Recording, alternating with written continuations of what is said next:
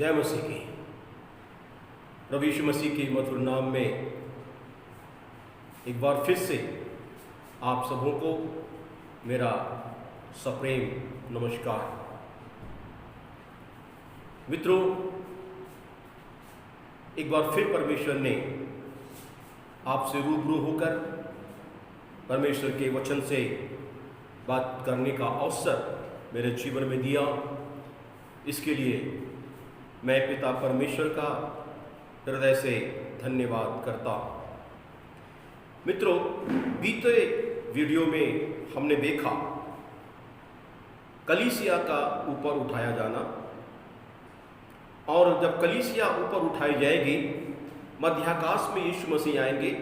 कलीसिया मध्याकाश में यीशु मसीह के साथ मुलाकात करेगी, और उसके बाद हमने देखा कि 7 वर्ष का न्याय होगा जो मध्याकाश में होगा, और ये न्याय उन विश्वासियों का होगा जो कलीसिया में हैं, और ये न्याय उनके पापों का नहीं होगा, ये उनके उन कार्यों का होगा जो उन्होंने यीशु मसीह को अपना उद्धारकर्ता ग्रहण करने के बाद उन्होंने अपने जीवन को इस पृथ्वी पर किस प्रकार से जिया।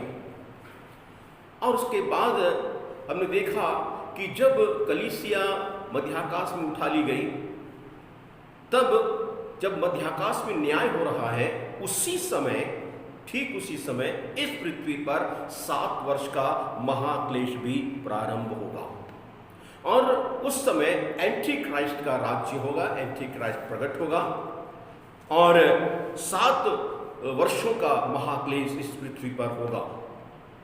और 7 वर्ष बीतने के बाद प्रभु यीशु मसीह पुनः पृथ्वी पर वापस आएंगे, और आकर वे अन्य जातियों का न्याय करेंगे, विशेष करके इस्राएल राष्ट्र का वे न्याय करेंगे। और उसके बाद 1000 साल का राज्य इस पृथ्वी पर स्थापित किया जाएगा। तत्पश्चात उस समय जब 1000 साल का राज्य इस पृथ्वी पर स्थापित किया जाएगा, उस समय शैतान 1000 साल के लिए बांधा जाएगा और उसको अधोलोक में डाल दिया जाए, अथाह कुंड में डाल दिया जाएगा। 1000 साल तक धार्मिकता का राज्य इस पृथ्वी पर होगा, और 1000 साल के बाद यीशु मसीह पुनः स्वर्ग चले जाएंगे और शैतान छोड़ा जाएगा, और तब शैतान उग्र रूप से, बहुत ही उग्र होकर वह लोगों को उभारेगा, लोगों को भड़काएगा यीशु मसीह के विरोध में। और तब यीशु मसीह पुनः आएंगे और उस समय एक युद्ध होगा, और वो युद्ध शैतान के बीच में और यीशु मसीह के बीच में होगा, और अपने मुंह की चोखी तलवार से यीशु मसीह शैतान का नाश करेगा, उन्हें वो पकड़ेगा, और तब शैतान, एंटी क्राइस्ट, झूठा भविष्यवक्ता, ये तीनों नरक में आग और गंधक की आग झील में डाले जाएंगे। और उसके बाद श्वेत सिंहासन का न्याय होगा, और श्वेत सिंहासन के न्याय के बाद नया आकाश, नई पृथ्वी होगी, जिसमें प्रभु के लोग प्रभु के साथ युगानुयुग रहेंगे। ये बातें हमने बीते वीडियो में हमने देखा था। आज आगे कुछ बातों को हम देखना चाहते हैं। जैसे मैंने आपको बताया, परमेश्वर के पवित्र कार्यक्रम के अनुसार निकट भविष्य में सबसे पहले जो घटना होने वाली है इस पृथ्वी पर, वो है कलीसिया का मध्य आकाश में उठा लिया जाना, जिसे अंग्रेजी में रैप्चर कहते हैं। यह घटना कब होगी इसे कोई नहीं जानता। निश्चित रूप से इसके बारे में कोई कुछ नहीं कह सकता, कोई इसके बारे में कहा नहीं जा सकता। रैप्चर होने के लिए मित्रों कोई भी भविष्यवाणी का पूरा होना शेष नहीं है। यह किसी भी समय बिना किसी चेतावनी के, ये रैप्चर, ये घटना बिना किसी चेतावनी के या चिन्ह के ये घटित होगा। तब हमारे जहन में एक सवाल उठता है और पूछा जा सकता है, एक सवाल उठता है। वो सवाल यह है कि रैप्चर कब होगा? रैप्चर कब होगा? निकट भविष्य में होने वाली घटनाओं में महत्वपूर्ण घटना है ये रैप्चर। अब लोगों के जहन में यह आएगा, रैप्चर कब होगा? मित्रों, पवित्र शास्त्र के प्रकाश में हम वचन के माध्यम से इतना ही कह सकते हैं कि संसार की संपूर्ण मानव जाति के लिए, इज़राइल राष्ट्र के लिए और कलीसिया के लिए परमेश्वर का एक निश्चित कार्यक्रम है, एक निश्चित योजना है और एक निश्चित समय है। लूका के सुसमाचार उसके 21 अध्याय उसके 24 वचन, यिर्मयाह की पुस्तक उसका 30 अध्याय उसके 7 वचन के अनुसार इन समयों को यहोवा का संकट का समय ऐसा कहा गया है। मित्रों, दानियल की पुस्तक को यदि हम पढ़ते हैं, दानियल की पुस्तक 9 अध्याय के 24 से लेकर 27 वचन को यदि हम पढ़ते हैं तो इस वचन के अनुसार या अन्य शास्त्र के कई वचनों के अनुसार यदि हम देखें तो जिब्राइल दूत दानियल के पास पहुंचा। एक समय दानियल बाइबल पढ़ रहा था, बाइबल अध्ययन कर रहा था और पढ़ते पढ़ते उसे यिर्मयाह की पुस्तक के 29 अध्याय में जब वो आया तो उसने पाया कि इजरायलियों के छुटकारे का, गुलामी से छुटकारे का समय नजदीक आ गया है।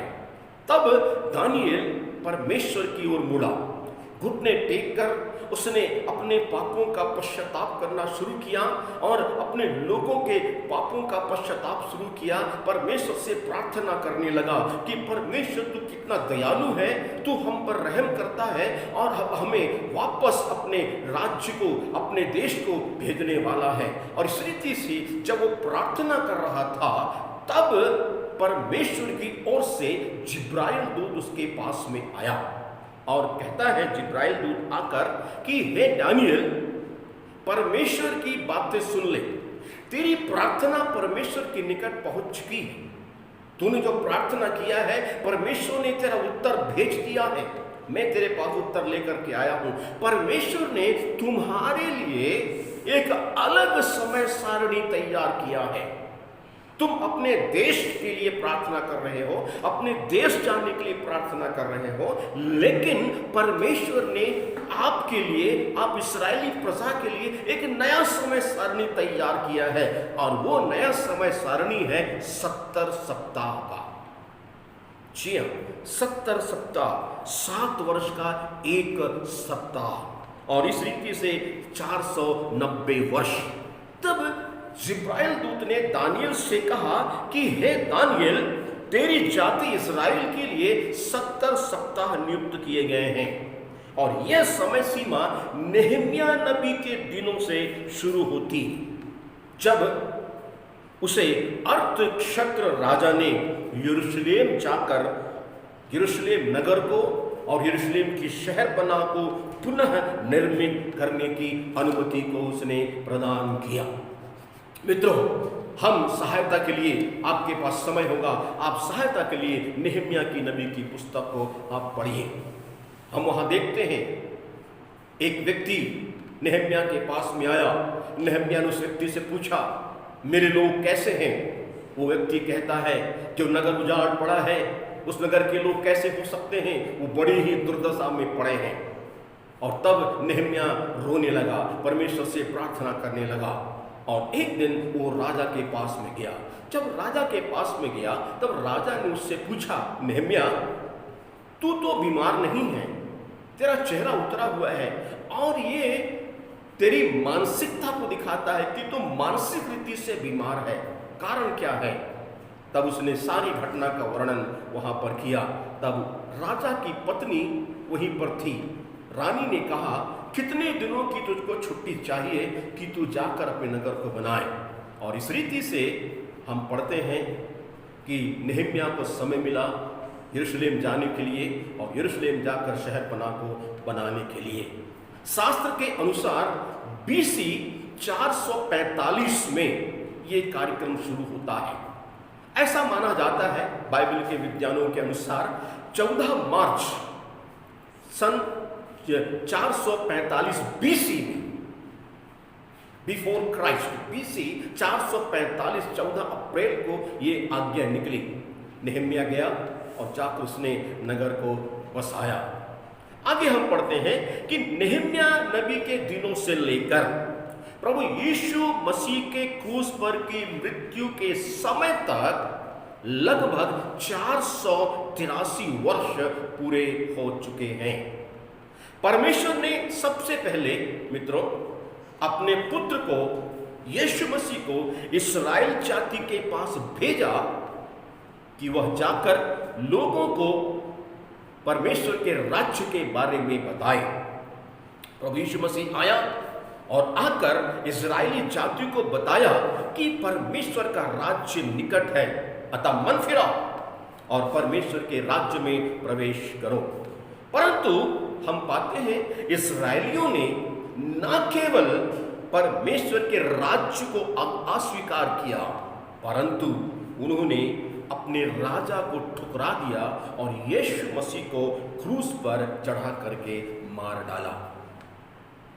अतः मित्रों, परमेश्वर ने इस्राएल राष्ट्र को एक तरफ करके,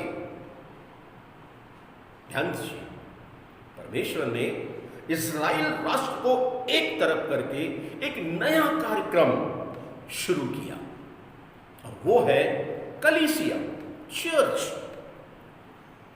रोमियो की पत्री 9 अध्याय और 10 अध्याय को यदि हम पढ़ते हैं तो हमको यहाँ पर स्पष्ट वर्णन हमको देखने को मिलता है। परमेश्वर ने कलीसिया को एक तरफ हटाकर कलीसिया का एक चैप्टर, एक नया अध्याय परमेश्वर ने शुरू किया। प्रभु यीशु मसीह की मृत्यु और प्रभु यीशु मसीह के पुनरुत्थान के पश्चात परमेश्वर ने अपने पवित्र आत्मा को इस पृथ्वी पर भेजा। प्रेरितों का 2 अध्याय उसके 1 से लेकर के 4 वचन तक। और मित्रों, पिछले 2000 वर्षों से पवित्र आत्मा कलीसिया के द्वारा सुसमाचार प्रचार का कार्य जारी रखे हुए है और जो लोग प्रभु यीशु मसीह पर संपूर्ण हृदय से विश्वास करते हैं वे कलीसिया में जोड़े जाते हैं। इस संसार में मित्रों, जैसे ही पूरी रीति से इस संसार में जैसे ही पूरी रीति से प्रभु यीशु मसीह के सुसमाचार का तिरस्कार किया जाएगा, विरोध किया जाएगा, अस्वीकार होगा, वैसे ही कलीसिया का उठा लिया जाना होगा, कलीसिया का रैप्चर होगा। हम इन वचनों को मत्ती के सुसमाचार 24 अध्याय के 11 से लेकर के 14 वचन तक, दूसरा थिस्सलुनीकी की पत्री 1 अध्याय का 8 वचन, दूसरा अध्याय का 3 से लेकर के 4 वचन, 2 अध्याय उसके 20 वचन में हम इन बातों को देख सकते हैं।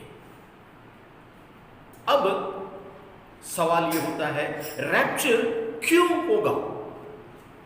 रैप्चर कब होगा? उसके बाद रैप्चर क्यों होगा? मित्रों, हमने देखा कि इज़राइल जाति के लिए जो 70 सप्ताह अर्थात 490 वर्ष परमेश्वर ने ठहराए हैं, उनमें से प्रभु यीशु मसीह की मृत्यु तक 483 वर्ष पूर्ण हो चुके हैं और अब इज़राइल के लिए 1 सप्ताह अर्थात 7 वर्ष का समय बाकी है। प्रभु यीशु मसीह के मृत्यु के पश्चात परमेश्वर ने इज़राइल जाति को अस्थायी तौर से त्याग दिया है, परंतु जैसे ही कलीसिया उठा ली जाएगी वैसे ही इज़राइल राष्ट्र या जाति के लिए अंतिम सप्ताह 7 वर्ष का जो समय है वो प्रारंभ हो जाएगा, अर्थात क्लेश का समय, पीरियड ऑफ ट्रिबुलेशन। मेरे प्यारों, इस समय को यिर्मयाह नबी की पुस्तक के अनुसार याकूब के संकट का समय कहा गया है। मित्रों, रैप्चर अर्थात कलीसिया का ऊपर उठाया जाना इसलिए आवश्यक है क्योंकि महाक्लेश के समय जब परमेश्वर पृथ्वी के निवासियों को विशेष रीति से इस्राएली जाति को दंड देगा, तब प्रकाशित वाक्य के 5 अध्याय से लेकर 19 अध्याय तक के विपत्तियों को उन पर उंडेलेगा। तब कलीसिया उस महाक्लेश में से होकर के नहीं गुजरेगी। कलीसिया उस महाक्लेश में से होकर के नहीं गुजरेगी, क्योंकि परमेश्वर ने हमें क्लेश के लिए नहीं परंतु इसलिए ठहराया कि हम प्रभु यीशु मसीह के द्वारा उद्धार को प्राप्त कर सकें। पहली बात हमने देखा रैप्चर कब होगा, रैप्चर क्यों होगा। दूसरी बात हमने देखा रैप्चर क्यों होगा। तीसरी बात मैं आपको बता करके मैं अपने संदेश को यहाँ पर समाप्त करना चाहूँगा। रैप्चर कैसे होगा, रैप्चर कैसे होगा। पौलुस इस विषय में काफी स्पष्ट है। पौलुस कहता है यह रैप्चर एक भेद की बात है, यह क्षण भर में पलक झपकते ही होगा, क्षण भर में पलक झपकते ही रैप्चर का कार्यक्रम होगा। थिस्सलुनीकियों की पत्री में पौलुस कहता है प्रभु ललकार के शब्द और तुरही के ध्वनि के साथ मध्याकाश में उतरेगा। उसी क्षण जो मसीह में सो गए हैं वे जी उठेंगे और हम यदि उस समय तक जीवित रहेंगे तो हम क्षण भर में नए देह को धारण करके प्रभु से मध्याकाश में मिलेंगे। प्रेरित यूहन्ना कहता है हम प्रभु के समान महिमा युक्त शरीर हम पाएंगे, हम महिमा युक्त शरीर के समान हो जाएंगे। और इसे पवित्र शास्त्र में धन्य आशा के नाम से जाना जाता है, इसे धन्य आशा कहा गया है। मित्रों, तो क्या हम अपने संपूर्ण हृदय से पश्चाताप के साथ प्रभु यीशु मसीह पर विश्वास किया है? क्या आप रैप्चर के लिए तैयार हैं? क्या आप रैप्चर में कलीसिया के साथ उठाए जाने के लिए तैयार हैं? मित्रों, इस विषय पर गंभीरता के साथ विचार करने की जरूरत है। दिन बुरे हैं, दिन बुरे हैं। इफिसियों की पत्री पौलुस कहता है अवसर को बहुमूल्य समझो, पवित्र आत्मा से परिपूर्ण होते हुए परमेश्वर की संगति में बढ़ते जाओ। मित्रों, इन दिनों में हमें परमेश्वर के लिए जीने की जरूरत है। कलीसिया का उठाया जाना अति शीघ्र होने वाला है, बहुत जल्द कलीसिया उठाई जाएगी। लेकिन क्या जब कलीसिया उठाई जाएगी हम जो विश्वासी कहलाते हैं क्या हम उसमें पाए जाएंगे? हम प्रार्थना करते हैं, हम बाइबल पढ़ते हैं, हम कलीसियाई संगति में जाते हैं, लेकिन यदि हम छोड़ दिए गए तो हमारा क्या होगा? हमारा क्या होगा? मित्रों, हमें नामधारी तौर पर जीना नहीं है, हमें जीना है सच्चाई के लिए जीना है, सत्य के साथ जीना है। मित्रों, कलीसिया का उठाया जाना अति शीघ्र होने वाला है। परिस्थितियां बता रही हैं, वातावरण बता रहे हैं, समय बता रहा है, यीशु मसीह का आना बहुत निकट है, कलीसिया का उठाया जाना बहुत निकट है। 3 बातों पर आज हमने विषय ध्यान दिया। कलीसिया कब उठाई जाएगी, रैप्चर कब होगा, रैप्चर क्यों होगा और रैप्चर कैसे होगा। इन 3 बातों पर आज हमने मनन किया है, ध्यान दिया है। अभी हमें गंभीर रीति से सोचने की जरूरत है। जब कलीसिया मध्याकाश में उठा ली जाएगी तो क्या मैं और आप मसीह के साथ मध्याकाश में होंगे? क्या मैं और आप मसीह के साथ उस मुकुट पाने के लिए मध्याकाश में होंगे?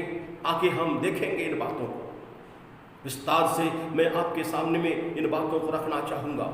लेकिन अभी समय है कि हम अपना ध्यान करें, गंभीरता से सोचें कि क्या मैं कलीसिया में उठाया जाऊँगा, क्या मैं रैप्चर में कलीसिया के साथ मसीह से मिलने के लिए तैयार हूँ। यदि हम तैयार हैं तो ये हमारे लिए बड़ी धन्य बात है, वरना बहुत ही विचारणीय बात होगी। मेरे मित्र, कलीसिया बहुत जल्द आसमान पर उठा ली जाएगी। आइए मैं और आप उस कलीसिया में जाने के लिए, रैप्चर में अपने आप को उठाए जाने के लिए हम प्रभु के लिए अपने आप को तैयार कर सकें। परमेश्वर इन वचनों के द्वारा आपको आशीष दे। धन्यवाद। May God bless you all.